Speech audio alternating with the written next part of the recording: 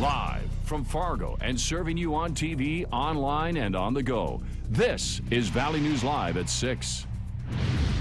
A former substitute teacher for the DGF school district could spend up to 15 years in prison if she's found guilty of charges that she had sex with underage students and sent them inappropriate pictures and messages. Tara Nichols has not been arrested but must appear before a judge in April. Valley News Team's Bradford Eric has the latest on the investigation. Court documents say the mother of a DGF high school boy contacted investigators, concerned a substitute teacher was sending her son nude pictures and inappropriate messages. Once police got involved, it blew open a situation involving multiple high school boys and an ongoing sexual relationship. The report says a number of male high school students said they had either gotten some of those messages or had sexual contact with Tara Nichols. Investigators questioned one student in particular, referred to as child victim in the report, who told them Nichols picked him up in her Yukon, drove them to a rural area of Clay County, and had sex 2 days in a row. And this child victim was actually a student in several of Nichols' classes. I reached out to the school district. They declined to comment on camera, but they did tell us that upon learning of the investigation, Nichols was suspended and then resigned at the end of January. The district's website says they maintain a large pool of qualified substitutes and are continually recruiting subs and paraprofessionals. A spokesman for the district says they adhere to the Code of Ethics for Minnesota teachers, and in a statement said, quote, "The safety of all students at DGF Public Schools is of utmost importance to the district." I also reached out to the Glendon Police Department for comment and was directed to the county attorney's office. I went to the address listed for Tara Nichols to ask her about this investigation. A man answered the door with no comment. In Glendon, Bradford Eric, Valley News Live. Tara Nichols' first court appearance is scheduled for April 12th. We have posted the full statement from DGF Public Schools on our website. Just visit valleynewslive.com and click on this story. A teacher at Grand Forks Central High School is being investigated for allegedly having a sexual relationship with a female student. The Grand Forks Police Department received a report on February 22nd of a teacher engaged in a sexual relationship with a student.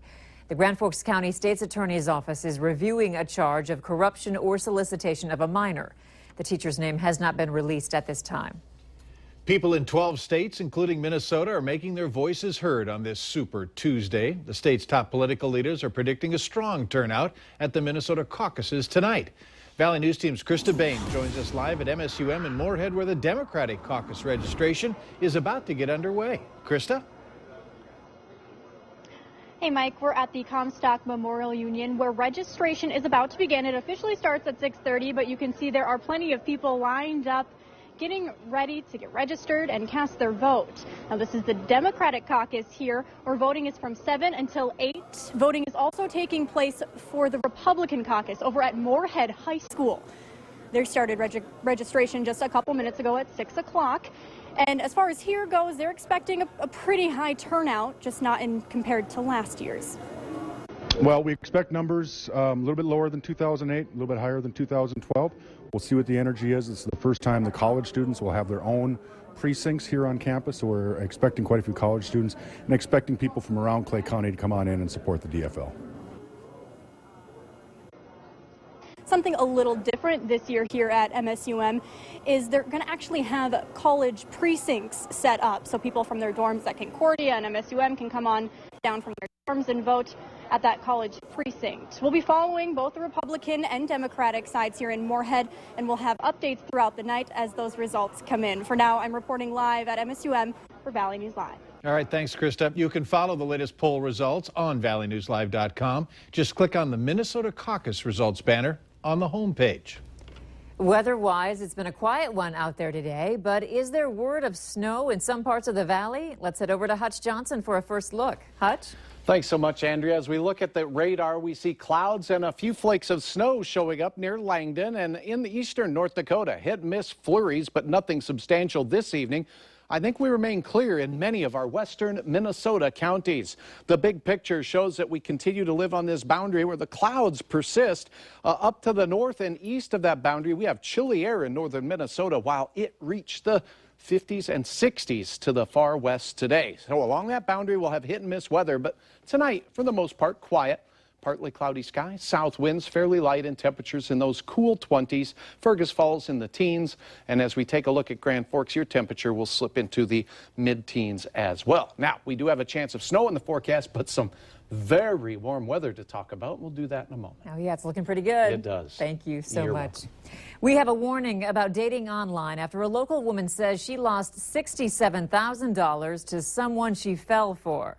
We received a call on our whistleblower hotline from a woman who says her ex-boyfriend is on the run and won't pay her back. She didn't want to appear on camera or have her name out there because she's embarrassed. She says she was in a relationship for 5 years with Jeffrey Wacker and that she loaned him a lot of money. 2 years ago, she broke up with him and says she can't find him to get her money back, even with lawyers and debt collectors. I think he's running. I know he's running from this. He's probably out there scamming the next girl. I just feel like I lost trust in many, many people. We tried to find Wacker ourselves, but we have not been able to get in contact with him.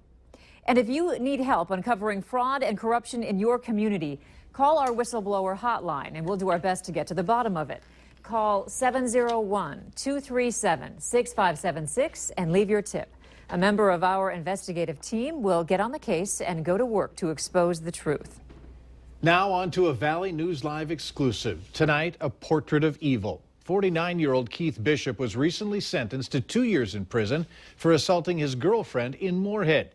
Bishop's trouble with the law began back in 1987 when he was accused of a double murder in Grand Forks and then went on to assault many others. Valley News Team's Neil Carlson profiles Bishop and looks at sentencing laws that some say need to be changed. In March of 1987, the badly decomposed bodies of Keith Bishop's pregnant girlfriend, Pam Lentz, and her mother, Dorothy Lentz, were found in this Grand Forks apartment. Pam had been strangled, her mother, Dorothy, had been stabbed, and her throat was cut. Keith Bishop was charged with the double murder, but his trial wound up with a hung jury, and charges against him were dismissed. The jury was hung towards acquittal substantially, and so that the decision was made to look for more evidence, which never came.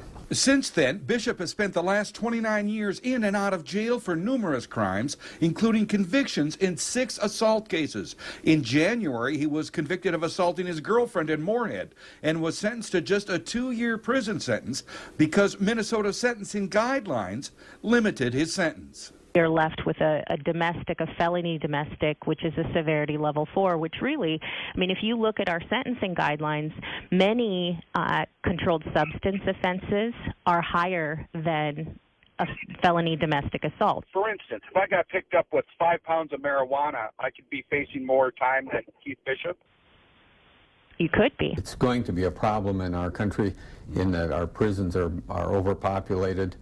And so you almost have to have discretion as to who goes to prison at this point, or we have to build a lot more prisons, and they're very expensive. Meanwhile, Keith Bishop, who's been convicted of violence time and time again, will be ready to hit the streets again within the next 2 years. In Grand Forks, Neil Carlson, Valley News Live.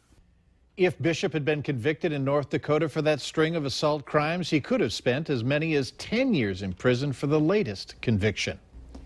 A local man is behind bars after he led police on a high-speed chase that reached speeds of 100 miles per hour. 23-year-old Andrew Hammett was charged with possession of stolen property, fleeing, and other traffic offenses. Clay County deputies were notified about a stolen vehicle out of Twin Valley, Minnesota last night. A deputy spotted the stolen vehicle on Highway 32 as it was approaching Highway 10. The driver, Andrew Hammett, tried to get away from officers, and that's when speeds reached between 80 and 100 miles per hour. Officers laid down stop sticks to stop him. Tuesday means it's time for another restaurant report card. We invite you to tune in tonight to Valley News Live 10 at 10 when we are going to investigate some restaurants in Moorhead. Find out which have passed the test and which need to clean up their act. Blind Joe made a stop at a local school today. Later on Valley News Live at 6, the message he shared along with the music he played. And it's been a pretty fair day. The wind's taking the day off, but a little cooler. Clouds are building in from the west, and a few of us will see some snow in the next 24 hours. Your forecast is coming up right after this.